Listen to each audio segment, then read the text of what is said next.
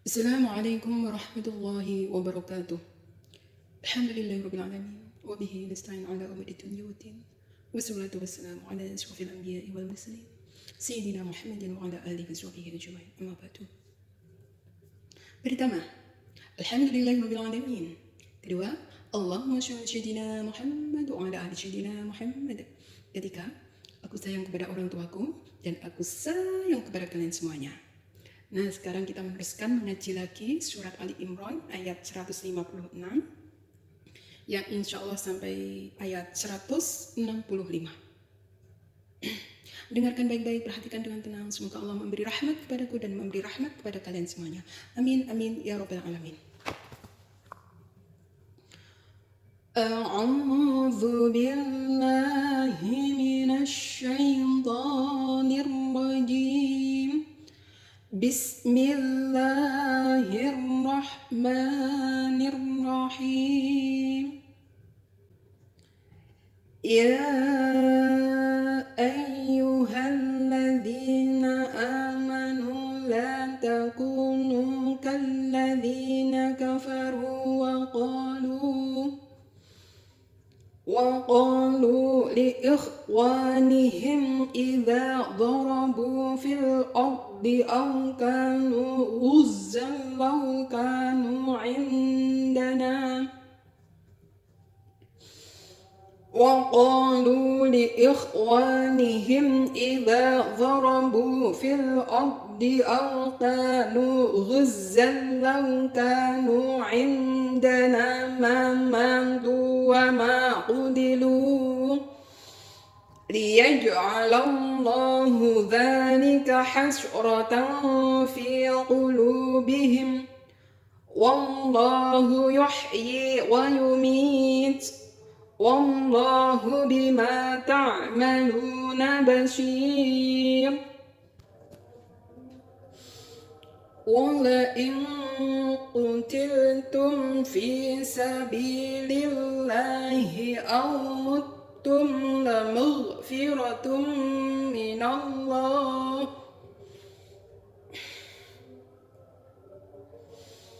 ولئن قتلتم في سبيل الله أو متم لمغفرة من الله ورحمة خير مما يجمعون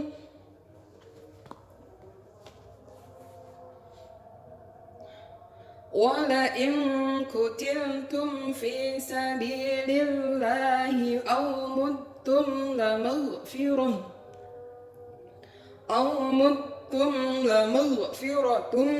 من الله ورحمة خير مما يجمعون ولئن متم أو قتلتم لإلى الله تحشرون فبما رحمة من الله لنت لهم ولو كنت فظا غليظ القلب لانفضوا من حولك فاعف عنهم واستغفر لهم وشاورهم في الأمر ولو كنت فظا غليظ القلب لانفضوا من حولك فاعف عنهم واستغفر لهم وشاورهم في الأمر فإذا عزمت فتوكل على الله إن الله يحب المتوكلين إن ينصركم الله فلا غالب لكم وإن يخذلكم فمن ذا الذي ينصركم من بعده وعلى الله فليتوكل المؤمنون وما كان لنبي أن يغل ومن يغل يأت بما غل يوم القيامة ثم توفى كل نفس ما كسبت وهم لا يظلمون أفمن اتبع رضوان الله كمن باء بسخط من الله ومأواه جهنم وبئس المصير هم درجات عند الله والله بشير بما يعملون لقد من الله على المؤمنين إذ بعث فيهم رسولا من أنفسهم يتلو عليهم آياته ويزكيهم ويعلمهم الكتاب والحكمة وإن كانوا من قبل لفي ضلال مبين أولما أصابتكم مصيبة قد أصبتم مثليها قلتم أن هذا قل هو من عند أنفسكم إن الله على كل شيء قدير. Surahul Adim. Demikianlah belajar tartil. Nanti disimak kembali. Nanti kalau ada yang salah kita betulkan. Dan kita tahu letak kesalahannya. Sekarang kita belajar tafsirnya. Apa sih maknanya? Apa sih isi kandungannya? Terus pelajaran apa yang kita dapat dari kita membaca firman-firman Allah. Aku berlindung kepada Allah dari godaan syaitan yang terkutuk dengan menyebut asma Allah yang maha pengasih lagi maha penyayang. Ayat 156 menerangkan tentang menanamkan jiwa berkorban dan berjihad. Ayat 156, wahai orang-orang yang beriman, janganlah kamu seperti orang-orang kafir, orang-orang munafik itu yang mengatakan kepada saudara-saudara mereka apabila mereka mengadakan perjalanan di muka bumi atau mereka berperang, kalau mereka tetap bersama-sama kita, tentulah mereka tidak mati atau tidak dibunuh. Akibat dari perkataan dan keyakinan mereka yang demikian itu, Allah menimbulkan rasa penyesalan yang sangat di dalam hati mereka. Allah menghidupkan dan mematikan, dan Allah melihat apa yang kamu kerjakan. Nah, jadi manusia diperingatkan, khususnya untuk orang-orang beriman ya, agar tidak seperti orang kafir. Ya, orang kafir itu penuh dengan kemunafikan, kezaliman. Lah tuh yo ajarannya enggak dari firman Allah Al-Qur'an ya. Ya pasti mereka itu enggak mempunyai rasa, walaupun mereka itu mengaku mempunyai kitab ya. Tapi mereka bengis, kejam, ya merampok. Terus mereka itu tidak mempunyai rasa belas kasihan. Kitabnya enggak menuntun mereka. Tetapi orang itu kalau beriman, dia mempunyai jiwa yang lemah lembut, memperjuangkan keadilan, memperjuangkan kebenaran, menegakkan amar ma'ruf nahi mungkar, tegas, terus berwibawa, bijaksana. Nah, gitu. Beda dengan orang-orang yang tidak beriman, orang-orang kafir, munafik, zalim, bengis, kejam. Kalau orang lain itu menderita, kalau orang-orang Islam menderita, susah, mereka itu bergembira, bersorak, bahagia, pesta-pesta, merayakan kemenangannya. Karena orang mukmin mendapatkan apa? Kesengsaraan, mendapatkan kezaliman dari mereka. Ingat ya, bahwa Allah itu yang mematikan, Allah yang menghidupkan. Dan semua makhluk hidup itu semuanya mati. Manusia itu semuanya mati. Yang bengis kejam ya mati, yang baik, yang dizolimi, yang dibunuh ya tetap mati. Tetapi kalau orang yang dizolimi, dibunuh secara kejam, membawa iman, Islam, ihsan, maka setelah kematiannya adalah kenikmatan. Itu orang-orang yang berjihad di jalan Allah, orang-orang yang mati syahid karena dizalimi. Tetapi ya orang-orang kafir ya tidak beriman kepada Allah, tidak mempercayai Nabi Muhammad utusan Allah. Dia merampok, merampas, mereka zalim terhadap ibu-ibu, mereka zalim terhadap anak-anak, membantai, membunuh seenaknya saja, tidak mempunyai rasa belas kasihan. Hatinya itu keras, walaupun mereka mengatakan punya kitab suci lah, tapi tidak membuat mereka itu lembut, karena ya mungkin kitab sucinya tidak murni ya, walaupun mereka membacanya hanya malah justru menjauhkan dari sifat-sifat terpuji. Nah, itu yang membedakan ya antara orang-orang yang beriman dan orang-orang yang kafir. Jangan seperti orang kafir ya. Nauzubillahi min dzalik, nauzubillahi min dzalik. Semua Allah itu melihat, apa yang dikerjakan manusia itu melihat. Walaupun mereka orang kafir itu ngarani menghilangkan jejak, menghilangkan kamera, menghilangkan video, menghilangkan pokoknya memusnahkan itu semua. Tapi Allah Maha melihat, Allah Maha mendengar. Suatu saat nanti Allah akan mengadili, itu hukum karma ada. Jadi kezaliman seseorang itu sebenarnya menzalimi diri sendiri. Jadi apa yang diperbuat terhadap orang suatu saat nanti itu menimpa pada dirinya sendiri. Itu hukum karma. Hukum karma itu ada. Yakinlah kalau memang di manusia itu dihukum rimba ya, siapa yang kuat ya mereka yang menang. Ingat, itu cuma dunia, nggak seberapa. Kenikmatannya itu nggak seberapa. Berapa tahun loh usia manusia di dunia? 100 tahun itu sudah sangat payah di dunia ini. Tetapi ya, hidup mulia, hidup dengan kemuliaan, penuh Islam, ihsan, kebaikan ya, dan ketakwaan terhadap Allah Subhanahu wa taala. Toh kalau dia itu mati dibunuh atau mati karena sakit atau mati karena tua renta, semuanya nanti akan kembali kepada Allah sesuai amalnya. Tapi mereka itu orang-orang yang beriman bertakwa itu kesudahannya sangat baik. Negeri akhirat yang sangat nikmat. Bahkan kenikmatan di dunia itu enggak ada bandingnya.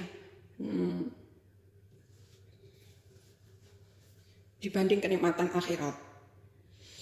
Nah, sekarang ayat 157, dan sungguh jika kamu gugur di jalan Allah atau meninggal, tentulah ampunan Allah dan rahmatnya lebih baik bagimu dari harta rampasan yang mereka kumpulkan. Nah, jadi uang hidup keadaan mulia, mati syahid.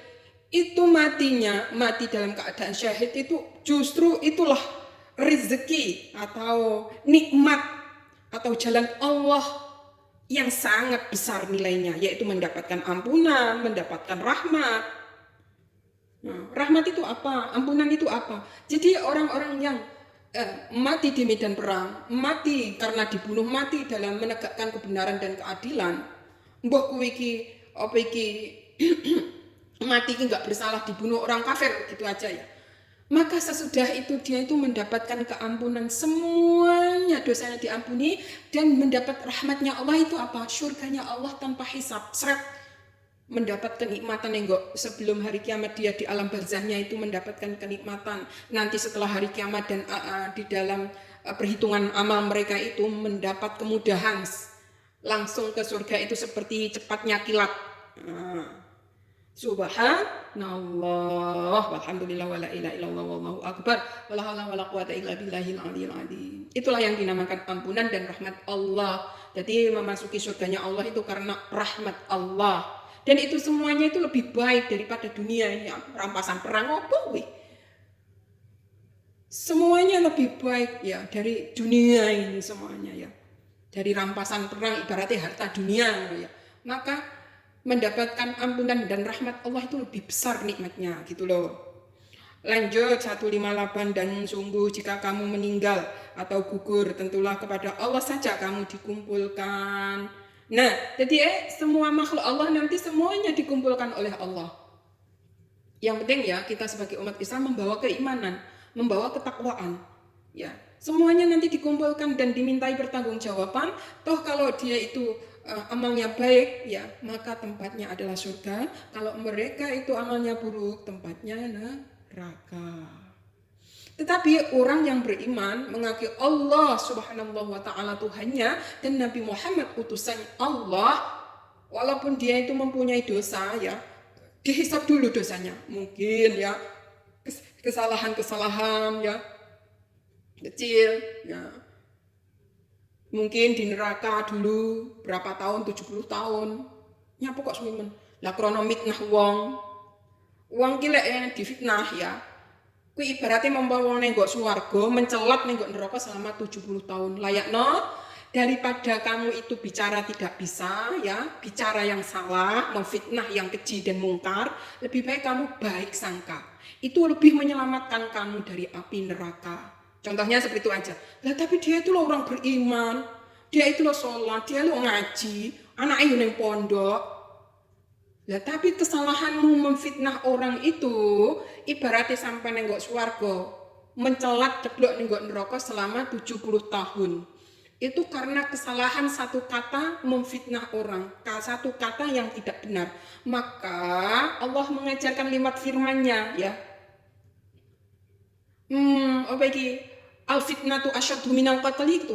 Fitnah itu lebih kejam dari apa? Pembunuhan. Jadi lebih baik belajarlah untuk bicara yang benar, terus prasangka yang baik, sehingga kamu nggak mencelat nenggok neraka selama 70 tahun. Umurmu umurnya Kanjeng Nabi loh sudah telu lelek neraka 70 tahun loh. Bayang berapa lama itu. Hitungane donya kalau neraka itu nggak podo, nenggok neraka berlipat-lipat, suwi banget. Ngono loh ya. Jadi semua ya orang itu gugur nanti kembali kepada Allah, tapi semulia-mulianya orang itu gugur mati dalam keadaan husnul khatimah, dikumpulkan oleh Allah itu bersama orang-orang yang beriman, bertakwa, sehingga di surga nanti ya, di surga nanti berkumpul orang-orang beriman itu dan bersama orang-orang yang beriman lainnya waktu di dunia. Contohnya kita kalau mendukung para alim ulama, mendukung kebenaran, memerangi kezaliman. Suatu saat nanti kita di akhirat sana ya berkumpul orang-orang yang membela kebenaran, orang yang beriman kepada Allah, orang yang berjuang di jalan Allah. Karena kita waktu di dunia itu ya menyukai orang-orang yang berjihad, orang para alim ulama ya. Maka kita dikumpulkan bersama mereka. Para alim ulama itu senang kepada Kanjeng Nabi. Otomatis mereka itu nanti semua umat Kanjeng Nabi itu semuanya bisa bertemu dengan Nabi Muhammad Shallallahu Alaihi Wasallam. Nah, itulah hidup mulia dan apabila mati, husnul khatimah membawa ke jannahnya Allah Subhanahu Wa Taala berkat ampunan dan rahmatnya Allah Subhanahu Wa Taala. Subhanallah, alhamdulillah, Allahu Akbar. Sekarang kita menerangkan akhlak dan beberapa sifat Nabi Muhammad Shallallahu Alaihi Wasallam. Nah, ini perlu kita pelajari akhlak ya. Akhlak itu dalam arti perbuatan yang mulia ya, perbuatan yang mencerminkan kemanusiaan ya, budi pekerti yang luhur ya. Akhlak ya, kelakuan, perbuatan, perkataan ya yang diridhoi oleh Allah. 159. Maka disebabkan rahmat dari Allah lah kamu berlaku lemah lembut terhadap mereka. Sekiranya kamu bersikap keras lagi berhati kasar, tentulah mereka menjauhkan diri dari sekelilingmu. Karena itu maafkanlah mereka, mohonkanlah ampun bagi mereka, dan bermusyawarahlah dengan mereka dalam urusan itu. Kemudian apabila kamu telah membulatkan tekad, maka bertakwalah kepada Allah. Sesungguhnya Allah menyukai orang-orang yang bertawakal kepadanya. Nah, ayat 159 itu akhlaknya berupa lemah lembut ya, bijaksana, lemah lembut. Itu bisa dilihat dari berbaik, tawaduk, menghormati ibu-ibu, menghormati bapak-bapak, menghormati kaum nenek-nenek, kakek-kakek, berperilaku sopan, santun ya, tidak sadis ya, lemah lembut, terus berkasih sayang kepada anak-anak. Anak-anak itu dikasihi, terus dididik dengan baik, dengan lemah lembut. Nah, maka jiwa seorang anak yang merasakan kasih sayang terhadap orang-orang yang mempunyai sifat akhlak terpuji itu. Nah, seperti Nabi Muhammad itu lembut terhadap anak-anak dan hormat terhadap kaum yang tua dan sayang kepada sesamanya. Nah, gitu loh. Jadi sikap lemah lembut ya, itu sangatlah akhlak yang terpuji. Enggak kasar, bengis, kejam, enggak mempunyai rasa belas kasihan ya. Terus contohnya ya sifat yang tidak berperi kemanusiaan itu seperti menyiksa, membantai, membunuh ya. Itu sifat-sifat kasar ya. Sifat-sifat keji. Dari ucapannya kasar, dari perbuatannya keji. Walaupun mereka itu mengaku mempunyai kitab suci lah, kalau dia itu bersifat seperti itu ya, berarti mereka itu enggak membawa kebaikan dalam membaca kitab sucinya. Nah, berarti mereka itu munafik ya. Kalau mereka itu benar-benar mempunyai kitab suci, setiap agama itu mempunyai kitab suci ya. Dan umat Islam mempunyai kitab suci Al-Quran, sungguh mengajarkan akhlak yang terpuji seperti siapa? Nabi Muhammad SAW yang dijadikan suri tauladan. Bahkan Nabi Muhammad dalam menghadapi musuh itu dengan akhlak. Bahkan berperilaku dengan tahanan dengan akhlak. Dengan anak-anak dengan akhlak. Dengan ibu-ibu, dengan bapak, kakek-kakek, nenek dengan akhlak. Penuh dengan kasih sayang, belas kasih. Nah, tidak kasar ya. Toh kalau kamu itu mengetahui ada orang yang keras, maafkanlah mereka ya. Ya, apabila ada orang kasar, keras dari ucapannya maupun perbuatannya ya, maafkanlah dan mintakanlah ampun kepada Allah. Ya Allah, ya Rahmanir-Rahim. Ampunilah mereka ya Allah, ampunilah mereka. Nah, memintakan ampun kepada mereka ya. Orang-orang yang bengis kejam, zalim itu dimintakan ampun kepada Allah. Sebab yang bisa merubah seseorang menjadi lemah lembut, seseorang menjadi bijaksana itu kan yang membolak-balikkan hati itu kan Allah. Makanya manusia tidak bisa berbuat apa-apa. Yang bisanya hanya, ya Allah beri hidayah mereka, ya Allah berilah ampun mereka. Nah seperti itu. Karena apa ya, dengan perbuatan kita ya nggak bisa. Bisanya ya dengan doa. Ya Allah ampunilah mereka, ya Allah berilah petunjuk kepada mereka. Yang bisa membolak-balikkan hati itu cuma Engkau ya Allah. Nah jadi itulah sifat-sifat ahli surga yang penuh dengan sifat lemah lembut. Terus memintakan ampun kepada mereka ya. Terus memaafkan mereka ya. Terus bermusyawarah dalam urusan-urusan yang dalam kehidupan mereka, permasalahan mereka. Nah, terus akhirnya mempunyai sifat keputusan, tekad yang bulat, keputusan yang diambil yang membawa kepada kebijaksanaan ya, yang sesuai dengan hati nurani, yang luhur, yang mulia. Nah, terus kalau sesuatu yang sudah dimusyawarahkan, sudah dimufakati bersama ya, kita pasrahkan kepada Allah. Nah, gitu. Semoga membawa kebaikan. Nah, itulah adab-adab akhlak-akhlak di dalam Islam. Sekarang 160. Jika Allah menolong kamu, maka tak ada orang yang dapat mengalahkan kamu. Jika Allah membiarkan kamu tidak memberi pertolongan, maka siapakah gerangan yang dapat menolong kamu selain dari Allah sesudah itu? Karena itu hendaklah kepada Allah saja orang-orang mukmin bertawakal. Subhanallah. Jadi orang mukmin ya, apabila mendapat kezaliman ya, itu yang dipanggil-panggil Allah aja. Ya Allah, tolonglah ya Allah. Nah, terus sambil beribadah kepada Allah dengan sholat, hatinya ditenangkan. Terus kalau Allah itu mengambil ya nyawa ya, terus karena dibunuh musuh atau dibunuh orang kafir ya, ingat semuanya makhluk yang bernyawa itu pasti mati, tapi mati dalam keadaan mulia, yaitu mati syahid. Mati yang mendapatkan ampunan dan rahmat Allah. Tempatnya jannah, surga, tempat kembali yang terbaik. Karena Allah yang telah memberi tempat itu dan meridhoinya. Sekarang 161, tidak mungkin seorang nabi berkhianat dalam urusan harta rampasan perang. Barang siapa yang berkhianat dalam urusan rampasan perang itu, maka pada hari kiamat ia akan datang membawa apa yang dikhianatkannya itu. Kemudian tiap-tiap diri akan diberi pembalasan tentang apa yang ia kerjakan dengan pembalasan setimpal, sedang mereka tidak dianiaya. Allah mengatakan tidak mungkin seorang nabi berkhianat. Apalagi cuma rampasan perang. Hina banget, harta yang enggak seberapa itu.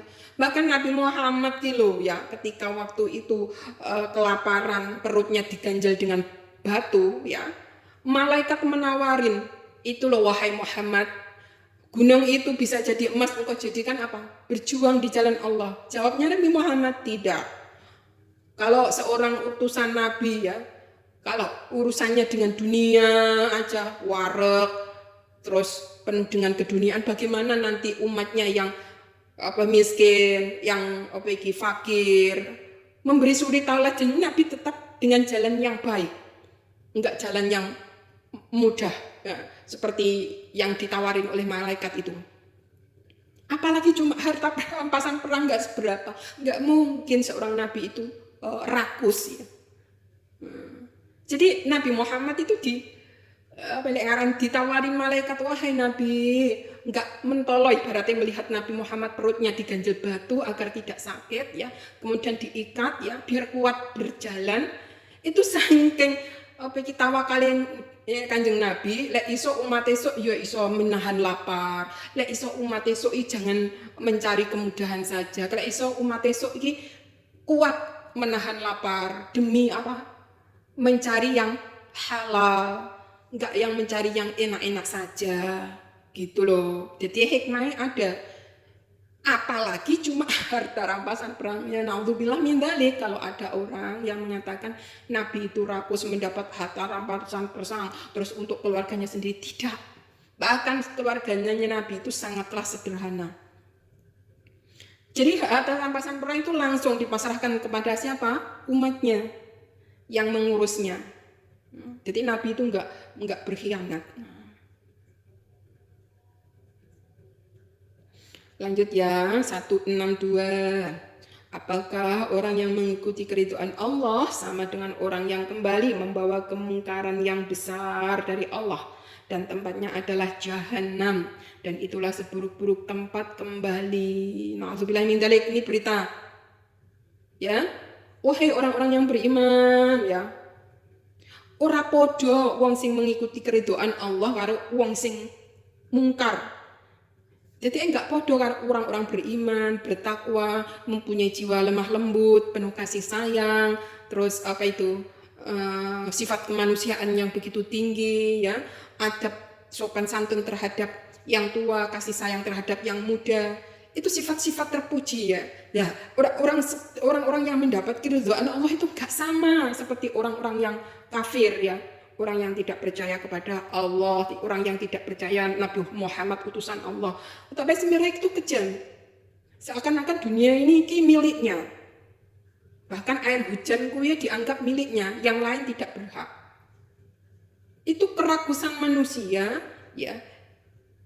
Neng donya berbalik arah dari orang-orang yang beriman. Orang beriman itu ya sifatnya lemah lembut, tapi orang kafir itu kasar, bengis, kejam, tidak manusiawi, tidak bermoral ya. Wis pokoknya enggak podo wong-wong sing mendapat keridhaan Gusti Allah dan orang yang tidak mendapatkan keridhaan Gusti Allah itu enggak sama. Lah, bisa dilihat di dunia ini kelakuan orang-orang beriman ya, orang bertakwa ya, kelakuannya itu lemah lembut. Beda dengan kelakuannya orang yang tidak beriman kepada Allah, tidak beriman kepada Nabi Muhammad utusan Allah ya, walaupun mereka itu mengaku punya kitab suci, tapi tidak membawa mereka itu kepada sifat lemah lembut, kasih sayang, hormat menghormati, enggak eneng. Isinya hanya hukum rimba, enggak mempunyai sifat yang namanya kasih sayang, enggak mempunyai. Nah, itulah kejahatan itu enggak sama dengan kebaikan. Kebaikan sesuatu yang diridhoi oleh Allah, lah kejahatan sesuatu yang dilaknati Allah. Lah sesuatu yang dilaknati Allah nanti ditempatkan di neraka jahanam ya, tempat seburuk-buruk tempat kembali. Nah, gitu ya. Maka berbuatlah, berakhlaklah yang mulia. Sebab apa? Kezaliman yang mereka lakukan, ya, kezaliman yang orang-orang yang zalim melakukan itu sebenarnya zalimnya untuk diri sendiri, bukan orang lain. Contohnya orang itu membunuh, membantai, sebenarnya mereka itu nggak menzalimi orang-orang tersebut. Seumpama mati ya orang, itu tempatnya swarga. Lah sing membantai, membunuh kelihatannya cek urip ning nggon donya, tapi bakale yo mati. Tapi mati nih tempatnya ning nggon neraka karena membawa dosanya, membantai, membunuh orang, merusak rumah orang, gitu ya, merampok tanah orang. Nah, itu tempatnya di neraka jahanam yang sangat buruk tempat kembali. Sekarang dilanjutkan 163. Kedudukan mereka itu bertingkat-tingkat di sisi Allah dan Allah Maha melihat apa yang mereka kerjakan. Nah, jadi ya, nanti di akhirat kedudukan manusia itu bertingkat-tingkat loh. Sesuai amalnya ning nggon donya. Lek tingkatannya itu mereka itu jahat yang berat, yo tempatin neraka sing paling menyakitkan. Lek mereka itu apa iki kejahatane ning nggon donya enggak seberapa, ya ning tempatin neraka, tapi yo nerakane sesuai dengan perbuatannya. Apabila ringan yo ringan. Kuwi lek di neraka. Neraka pun tingkat-tingkat. Ya, di surga pun juga tingkat-tingkat. Orang-orang beriman itu apabila nanti dimasukkan ya jannahnya Allah karena mendapatkan ampunan dan rahmat Allah, mereka itu menempati surganya tingkat-tingkat. Ada yang tingkat bersama Nabi Muhammad SAW, ada yang bertingkat bersama para sahabat, ada yang bertingkat bersama tabiin, ada bertingkat dengan tabiin, ada yang bertingkat bersama wali, ada yang bertingkat dengan para alim ulama, ada yang bertingkat dengan para kiai, para ustadzah, ada yang bertingkat ya surganya orang awam, orang-orang Islam yang biasa-biasa saja, dan ada surga yang bertingkat paling bawah sendiri ya. Itu sudah merupakan kenikmatan. Bahkan saking tingkat-tingkatnya tingkat yang paling bawah sendiri itu menyesal. Menyesalnya bagaimana ya? Orang yang di surga tempatnya paling bawah sendiri ya, itu bicara begini. Ya Allah, padahal amalku dulu itu cuma biasa-biasa saja. Ya Allah, Engkau beri kenikmatan sebanyak ini. Alangkah baiknya kalau amalku seperti para alim ulama, wali, para sahabat, seperti amalnya seperti para orang-orang yang sangat takwa, mengamalkan ilmunya. Ndahane kaya apa? Ngono.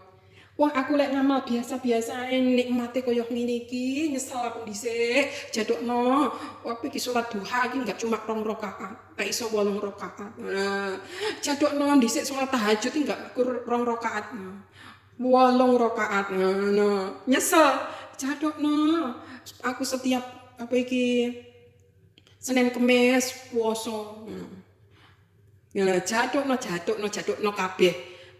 Swarga di tempat paling bawah sendiri itu bilang seperti itu, menyesal. Menyesali dhisik amalku mak ngene mbok wek nikmat yang sebesar ndahane lho lek amal luwih apik ndahane swargane kaya apa ngono. Gitu. Jadi ada tingkat-tingkat neraka, ada tingkat-tingkatannya, dan di surga juga ada tingkat-tingkatannya. Sekarang 164. Sungguh Allah telah memberi karunia kepada orang-orang yang beriman ketika Allah mengutus di antara mereka seorang rasul dari golongan mereka sendiri yang membacakan kepada mereka ayat-ayat Allah, membersihkan jiwa mereka dan mengajarkan kepada mereka Alkitab dan Al-Hikmah. Dan sesungguhnya sebelum kedatangan Nabi itu mereka adalah benar-benar dalam kesesatan yang nyata. Nah, jadi Allah itu memberi karunia ya kepada orang-orang yang beriman ya, itu seorang utusan Nabi ya, dari golongan mereka sendiri, seperti Nabi Muhammad. Ya padahal sekitar Mekah itu dulu itu jahiliyah banget. Padahal di situ ada tempat ibadahnya Nabi Ibrahim, Nabi Ismail. Tetapi sekitar Ka'bah itu sudah apa? Jahiliyah. Mereka menyembah patung, Uzza, Lata, Manah ya. Sekitar Ka'bah itu banyak ya patung-patung yang disembah. Nah, itu kejahilian mereka, bahkan membunuh bayi yang lahir perempuan karena rasa malunya. Nah, itu jahiliyah juga. Jadi sebelum datangnya seorang nabi dan rasul, ya zaman itu kan rusak ya. Maka Allah mengutus utusan dari golongan mereka itu sendiri untuk memberi pelajaran yang benar. Ojo ngono ngene iki lho sing bener. Dilurus nih dengan lemah lembut, dengan ngarani memberi suri dauladan. Nah, jadi dibayakan ayat-ayat Allah kepada mereka. Jadi mereka jiwanya itu menjadi bersih. Nah, karena apa? Mendapatkan ilmu, hikmah dari Al-Quran yang dibacakan sehingga mereka tahu petunjuk mana yang benar, mana yang salah ya. Itu sifat-sifat lembut, jiwa yang lembut ya, yang sebelumnya keras, ya, kaku, kejam. Karena nggak pernah mendengar firman Allah. Dengan membaca firman Allah, dengan mengetahui petunjuk-petunjuk, mereka akhirnya apa? Mempunyai jiwa yang bersih sehingga masuklah ilmu mereka. Nah, jadi ilmu hikmah masuk ke dalam jiwa mereka sehingga mereka ya mendapatkan petunjuk dari Allah lewat Rasulnya. Padahal sebelum datangnya Nabi ya mereka tuh jahiliyah banget. Pokoknya jahiliyah banget. Makanya uang kuwi lek diwehi petunjuk Gusti Allah ya, kemudian dia mengamalkannya, maka akhir hayatnya tempatnya surga. Tetapi mereka yang mendapat petunjuk Allah, mereka hatinya malah kaku, kejam, enggak mempunyai rasa ketenangan dalam hatinya.